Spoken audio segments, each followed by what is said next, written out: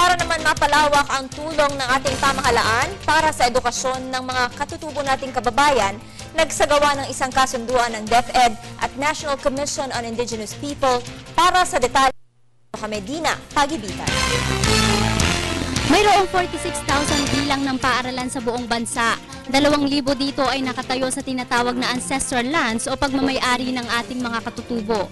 Kaya naman bilang tugon sa pantay na akses sa edukasyon para sa mga indigenous peoples, isang memorandum of agreement ang nilagdaan sa pagitan ng DepEd at National Commission on Indigenous Peoples.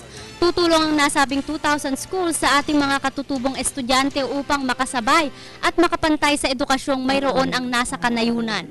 Itatayo ang mga paaralan ng naaayon sa kultura at kagustuhan ng mga katutubo. Pag ating nagawa ito, tayo makakapagtayo na ng mas permanente at mas akmang arkitektura para dun sa ating mga katutubo. Hindi lamang lahat yung hollow block at saka kwadrado.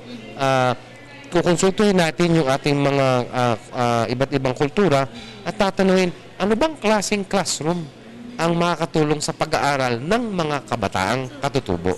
Tungkulin naman ng NCIP na pabilisin ang pagpapatayo ng mga eskwelahan sa pamamagitan ng pakikipag-usap sa mga katutubong nagmamay-ari ng mga lupang titirikan nito.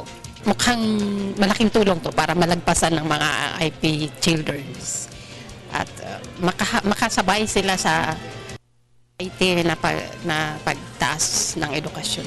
Umaasa ang dalawang pamunuan na tutulong ang mga paaralan na ito na maalis ang diskriminasyon sa ating mga katutubo sa buong bansa. Para sa Telebisyon ng Bayan, ako si Dina Pagibitan.